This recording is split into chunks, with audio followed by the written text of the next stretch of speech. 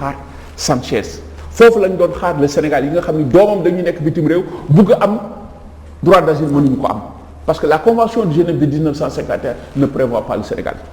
Il faut que tey ñu redonner à la convention de Genève de 1951 tout son poids. Il faut que ñu xoolaat le pacte européen sur l'immigration et le droit d'asile. Il faut que ñu xoolaat ce qu'on appelle le paradoxe libéral. Xam nga lan mooy le paradoxe libéral? Tout ce qui est bon économiquement est jugé dangereux politiquement pour des raisons sécuritaires. La mobilité est restreinte à des problèmes de sécurité. Parce que tout simplement, gis nga les dirigeants européens, après la chute du mur de Berlin, ont tous échoué dans leur idéologie classique. Ils surfent sur l'islam. Mooy seen problème. La migration mise au banc des accusés par une laïcité juridico-politique. duñ fi dugg. L'Europe dafa ragal. L'Europe a peur d'être détournée socialement et culturellement par l'islam. Gisoo tey immigration marchandise électorale la pour gagner élection. Gisoo le groupe de Bruxelles. Loolu moo tax tey problème yi am donc fu ñu doon xaar Sanchez mu xeex le paradoxe libéral fu ñu leen doon xaar tey mu teg le droit à l'immigration qui n'existe pas xam nga lan moo am. Le droit à l'immigration que stipule l'article 13 de la Déclaration universelle des droits de l'homme. Article boobu dañ ko def pour une précipitation pour la création de l'État d'Israël disparu 70 ans après Jésus-Christ mu am des failles en 1900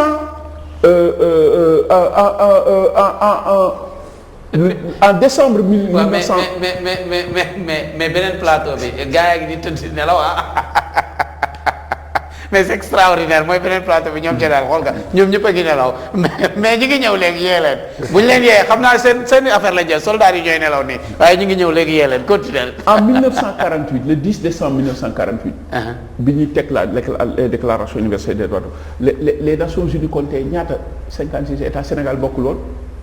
Il y a une précipitation gisoo dañu tëgg les lois le 10 le 14 mai ñu tënk l'État d'Israël parce que la Palestine était sous protectorat anglaise bi loolu demee rek la ñu scinder la Palestine en deux moo tax tey dafa war a am des lois beaucoup plus universelles xam nga lan moo normal tey xam nga la réponse le corollaire logique c'est le droit à l'immigration bi nga xam ni moo war a compléter le droit à l'immigration xam nga dañuy wax droit tukki mais droit toog amul loolu moo indi lii. D'accord lii moo war a nekk xeex bi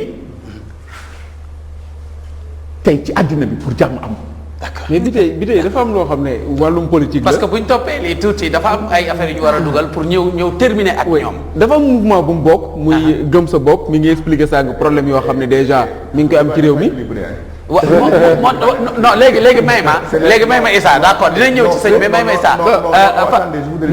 non président li muy wax. man la koy wax c'est important. mais dama leen wax maanaam réaction yi may jot. le débat n'est pas équilibré. Bon, mais malheureusement comme yéen peut-être y a pas de pour Oustaz Assane Diouf nekkoon mën a relancer waat. peut-être islam truc mais s'il le faut n'est pas équilibré. d'accord waaw d'accord ñoo ngi ñëw léegi bàyyi ñu may ñu ñëw ak Fat Bintou parce que li ngay wax noonu léegi ñu jox ñu ko internet bi réaction yi ci am ñu jël Mame Khady Diéry mais Fat Bintou d'abord li nga ñu indir ñu bëgg nañ nga wan ko ñi nga xam ne ñoom ñoo di téléspectateurs yi. waaw xam nga chaque mercredi dañu taamu ngir ñu waxtaanee wàllu société te dañu dugg ci weeru koor bi également tey nag ma indil leen comme dañoo dugg ci weer bi tombeek mu xaaj. ñu ngi ci digg weer bi ku ne xam na ni fu mu nekk nii kilifa gu nekk di père de famille wala mère de famille sa poste dafa bënn jamono ji yem ak koor gi ak conjoncture nag bi ñu nekk nii mu métti lool ci ñoom ak jamono ji nga xam ne tamit daanaka gis nañ ni jafe-jafe yi ma nga gën di yokk ngir Covid 19 bi ñu prox ndollu ci tamit beneen sujet ku ne weeru koor début bi nii dinañ gis depuis hier coppite yi ñuy gis ci mbedd yi mooy ci colin yi yaa sayda yu mel ni man bëri na lool ci mbedd bi mais dañuy dem seeti élément bi nga xam ne daanaka indi nañ ko te Mamou Diaby Gassama di sama naataango defaral nañ ñu ko.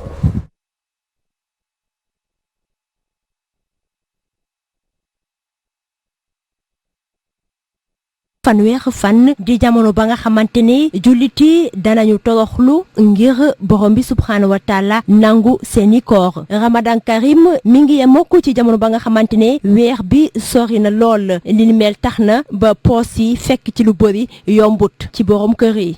ñoo ngi en plein milieu du mois ma ngi ci digg weer bi lañu nekk donc tàmmale weer koor ci digg weer bi du lu yomb aussi parce que comme ni ma la ko waxee ay dépenses la laaj.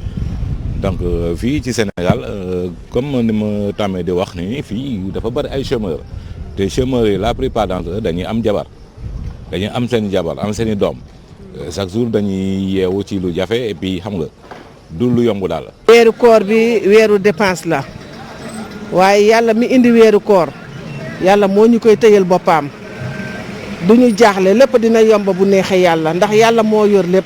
moo di ne lu ci gën a bëri ci askan wi dañoo yaakaar ne ni koor gi bu ne salaamaaleykum dépense yi dana wàññeeku bu baax a baax waaye fii ci Sénégal li ni mel amut bool ci sax Ramadan Karim bi mi ngi yemok ci jamono ba nga xamante ne nemmeeku nañu ni ci marché yi ni njëg li dañoo yokku. parce que loolu nag ça dépend de l'État xam nga si l'État est mal organisé souvent noonu lay demee. noonu lay demee ah yokku tey. prix yi ci état la war doon moo war a fixer ay prix n'est-ce pas mais bu fekkee ne le secteur est libre ah